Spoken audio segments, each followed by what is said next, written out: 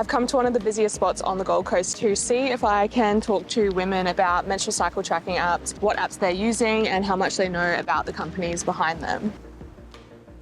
Most of us didn't think twice before downloading our period tracking app. We just wanted a way to understand our cycle, feel in control, and maybe get a little heads up before our next period arrived. But what if the app you trust with your most personal information isn't what you think it is? What if it's not actually solving the problem you need it to solve? And what if there's no one holding it accountable to the health and privacy claims it makes? If you've been following my research journey, by now you'll know that these apps exist outside of meaningful regulation, meaning they can say and claim whatever they like about health, science, and data protection without anyone actually holding them accountable to it. With hundreds of apps to choose from and more popping up every single day, maybe it's time we started asking, who made this app and can we trust them? Welcome back. My name's Kim and I'm a women's health advocate with a background in fertility science. Lately, I've been deeply investigating cycle tracking apps, how they're built, who creates them, how they make money, and why it matters. In my previous videos, I've exposed the lack of regulation in this rapidly growing industry. But today, I'm shifting the focus from the companies to us as the consumers. I recently spent my morning at one of the busiest beaches on the Gold Coast, having conversations with women about their relationship with these apps. I also polled my Instagram community to see what they had to say. Firstly, I wanted to know what was the first app they ever used and if they remember why they downloaded it. Clue, because it was the one I saw on I've TikTok. never heard of that. I downloaded Flow.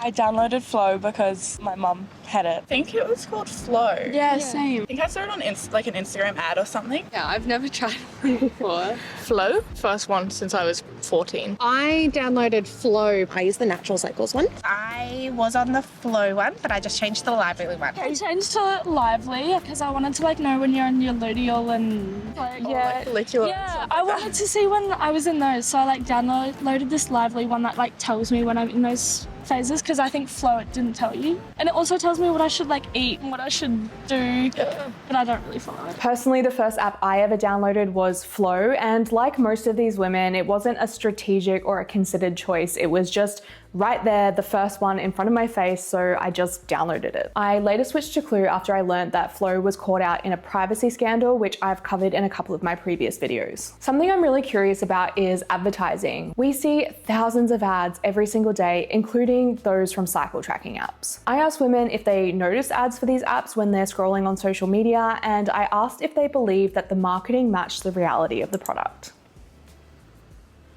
Yeah, I've seen a few. I'm sure they're focusing a lot more on the younger girls. See them on TikTok, and then I always see Flow on my Instagram. Yeah, I see Flow on my Instagram all the time. One's on Instagram when I'm just scrolling. They just pop up. On Instagram a lot. I get one specific Yeah. All the time. Doom scrolling and you come across a random little period ad. Do you think that their advertisements match the products that they're actually offering you? Sometimes they're oh yeah, spend another $100 and you Flow can do. is a complete money grab. Every It is single so... time I go into Flow, because I still track it on both apps, it'll be half price now just for you. Yeah, and $50 anytime for you a want year. to find out anything more further about your cycle, your symptoms, anything, it's spend $5 a month to unlock it. I'm okay, Not cool. adding another subscription. Yeah, exactly. I think sometimes, with Flow, with the premium stuff, that's all hidden. Yeah. So when they're advertised, that's all shown.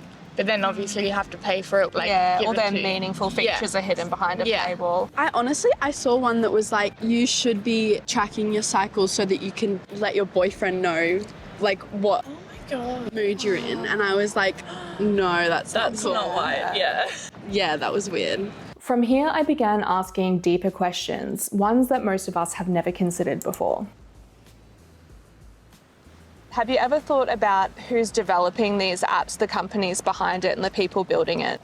Men? Yeah, I've heard that it's a lot of men. I haven't really thought about it until I started hearing that. Seems a bit wrong, I feel. They don't really understand. No, not really. No, not really. Not really. I haven't thought about it that deeply. No, probably never.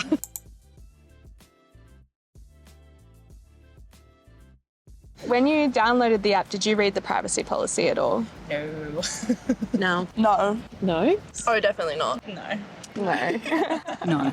I think I read the first paragraph and then pressed accept. Have you ever thought about how these apps make money? No, actually. How do you think they make money? Maybe like subscriptions to getting like the full access to the app. I just presumed by people buying the premium versions. Yeah. I would just assume they make money through sponsorship, their subscription, and also vitamins or minerals or whatever they're going to sell on that. Oh. I haven't thought about that. Yeah. How do they make money? I haven't wondered it until you just said that. Now I am, yeah. Interestingly, some women already assume that their data is being monetized because the current reality is everything tracks us. It would be off data. I'm assuming it's data collection, research Yeah. sort of idea, yeah. Oh, okay. So it's something that you naturally assumed that they're making money. Oh yeah, After you said definitely. that. I mean, I feel like that's most of advertising anyways, is they're collecting some sort of data and then targeting it to you. So I feel like that is just something that like I've come to accept is what's going to happen. If it creates a way that they can create a product that better suits people, then that's Oh, a so win. for researchers, Yeah. that's good. But when I reframe the question to be, should sensitive health data be treated like consumer data, the perspective shifted entirely. Do you think sensitive health data like menstrual cycle data and pregnancy data should be treated like sensitive health data or like consumer data where these companies can use it in whatever way they like? That's a great question. We both work in healthcare, so data collection, data confidentiality, and that sort of thing, especially when it comes to health, like it definitely is important. Definitely sensitive. Definitely sensitive. Yeah. I feel like the information you share with those apps should be confidential. Yeah. So there's a difference between sensitive health information Yeah. and regular consumer data. You think they should be treated Yeah, yeah, separately? Yeah. I think so too. This is probably the most critical question I asked. I asked, should menstrual cycle tracking apps have a scientific or medical team guiding their development? You'd I would hope expect so. it, yeah. You Yeah. would honestly hope so. You can't just like hand out information that's like not Exactly, yeah. backed up. Yeah. Surely not, right? Oh, that scares me. Yeah, I think Yeah, so. as a non-negotiable for all apps. Yeah. I think so, yes. There should be a subject matter expert that's qualified, Just whether to it be understand. finance, whether it be period predictions, there should be qualifications for sure. Dietitians, nutrition, all of that. Yeah, definitely. Yeah, that's something women deserve. Yeah. Definitely. There's a difference between apps that are built by just developers with no medical oversight and apps that are striving to be genuine health tools. Yeah, I would say so, yeah. Yeah. Would it be shocking to learn that most apps actually don't have a scientific or medical team and they're created by developers? I'd believe it just because people want to make money. And I feel like if you have to then pay a scientist to do that, like they have a higher wage probably than most people would. So I'd assume most of them wouldn't. Do you think that that is something women deserve from the tools that they're trusting with their health information and to inform their decisions about their health? Yeah, I would say so. Yeah, I think so too. Yeah, I would say so.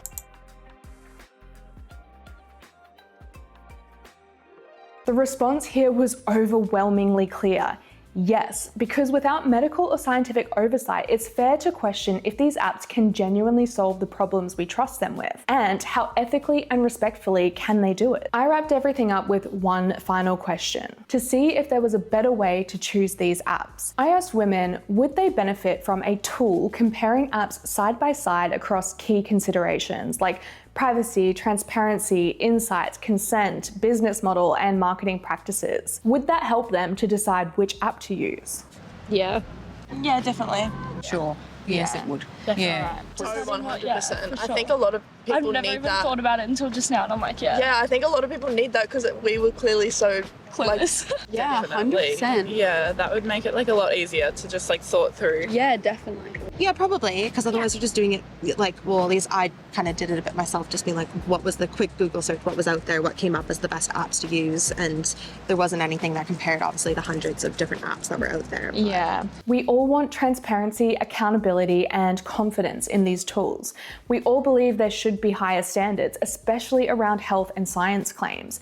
And that's exactly what we're missing right now. Here's the good news. I've actually developed this tool. I've created a comprehensive vetting framework that assesses cycle tracking apps across 31 assessments and 6 categories. The less great news, I'm not sure if I'm going to release it. My hesitation is that because this framework is so detailed and there's also no meaningful regulations against apps making false claims about their capabilities, then this could provide unethical apps with a blueprint to appear more trustworthy than they actually are. So for now, I'm using this framework privately to inform my research and recommendations. So just know that when you watch my videos or trust my opinion, they are deeply informed through this thorough evaluation. In upcoming videos, it's my intention to shine light on companies and teams that are doing things right in the femtech space. Because despite the wild west of this industry, there are people and teams building tools that are rooted in core values and making good choices even if no one's forcing them to. This investigation is still unfolding and the conversation is evolving. So go ahead and subscribe if you want to join me on this journey. If you'd like to share your answers to some of these questions, I'll have them pasted in the description for you to answer in the comments. As always, thank you so much for sharing your attention with me today, and I hope to see you again in another video. Take care. They should definitely be regulated when it's Fully. to do with health. Like any other health thing would need to be. Yeah, and Yeah. like confidential Yeah. and yeah. Yeah, that's what you would expect from a cycle tracking app. 100%.